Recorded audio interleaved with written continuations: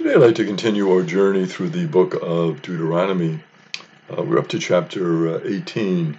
In chapter 18 it talks about the fact of the priesthood, and it tells us where the priests will be from. The priests will be from the tribe of Levi. As we know from earlier passages in the Hebrew Scriptures, the priests originally were associated with Aaron, but then the tribe of Levi became the tribe for the priests. They do not have any assigned lands. The tribe of Levi, the other 11 tribes did, but not the tribe of Levi.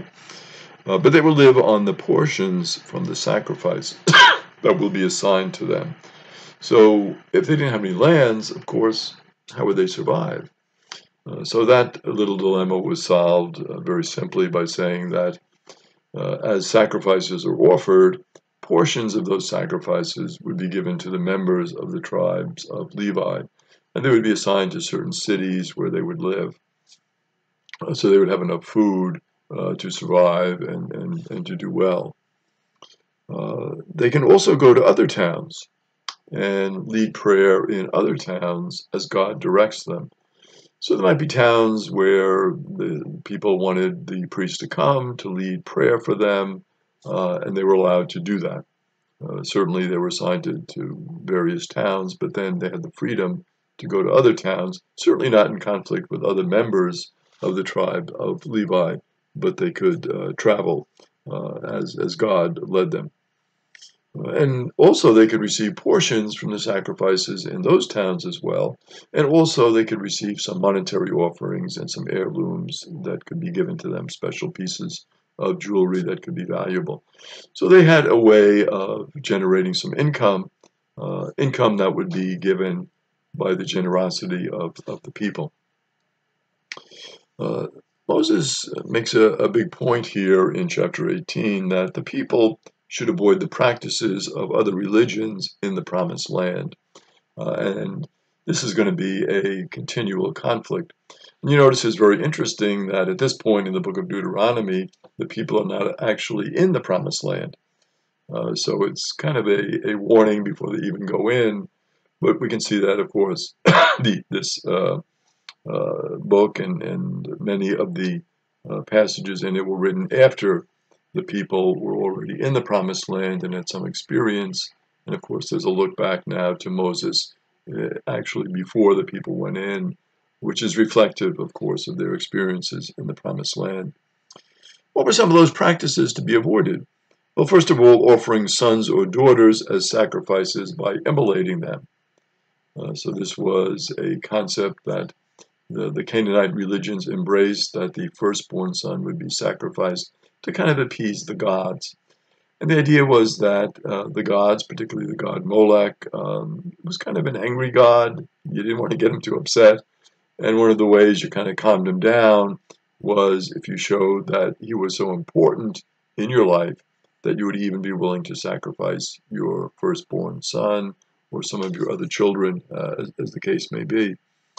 Also, you should avoid, in addition, fortune tellers, soothsayers, charmers, diviners, casters of spells. So these types of people, avoid them because they don't have anything to do with God.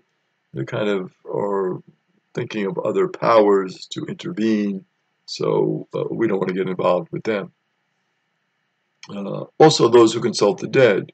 The Israelites frequently, though, relapse into these practices. And we can see even today, of course, these practices are very popular with tarot cards and Ouija boards and going to people who will, be mediums, who will communicate with the dead. All of these, of course, are fascinating for people, always have been, as we can see all the way back in biblical times, 1,000 years before Jesus. So it goes way back, the history of this. What is the attraction? Of course, people want to know about the dead and how they're doing, what's happening, give them a message. It's kind of a natural feeling that people have. If somebody has died, we miss them, we still want to, of course, communicate with them. And we think that these soothsayers, these charmers, these diviners, these mediums, that they have these special powers to do that. You should also listen to a prophet like Moses, whom the Lord will raise up from the people. So it's important that you listen to Moses, that you have respect for Moses. But if someone claims to be a prophet and speaks an oracle of God that God does not command, that doesn't actually come forth from God, or speaks in the name of another God, that person should die. And again, we see many times this idea of people dying for these crimes. We saw it last time with people being stoned to death and dying for various crimes that were committed in terms of false worship. And the idea here is that the worshiping God is so important, so central to the lives of the people. It's something that the people should embrace so fully, that this is a very, very serious matter. And so the capital punishment concept, the fact that people would die, is to kind of put that in equilibrium with the nature of the offense. So what is it really saying to the people? It's saying worshiping these false gods, worshiping these other gods is something you should avoid. Something that is not good to do, to get involved with, and therefore the penalty is of a greater magnitude. And that is the concept that they're trying to get across with that. Now, how do you recognize if someone is a prophet? Well, you can recognize that very simply if that oracle that the prophet has been given, that oracle has been fulfilled or verified. So if the prophet comes out with a statement from God, we can see, well, is this something that is going to be fulfilled? Is this something that is true? Or is it something that is misleading and therefore something to be avoided? And that is the ultimate criteria for that. In chapter 19, we see that 3 cities have been set aside as cities of refuge for those who have committed an accidental homicide. We saw this also in the book of Leviticus. An example, a man is chopping down a tree and the axe blade suddenly flies off and it hits someone and that person dies. Well, you really didn't intend to kill the person. It was an accident. But of course, in the everyday reality of events, even though that is an accident, the people who are harmed by that, the relatives of the person who died, might not be so understanding of that fact.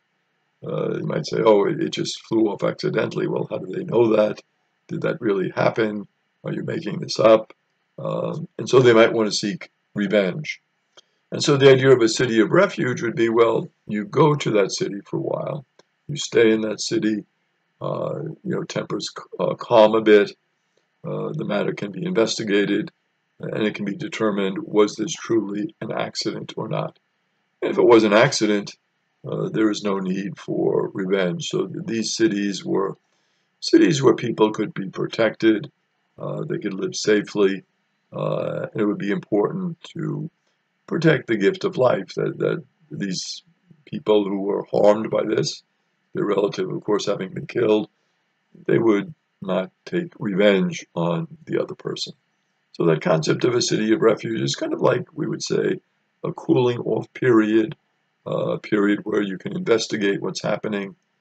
Sometimes we have a knee-jerk reaction and we want to, take action right away. So this concept as well, if you go to this other place where you're not that well known and you can just kind of hide out, they'll protect you in the city.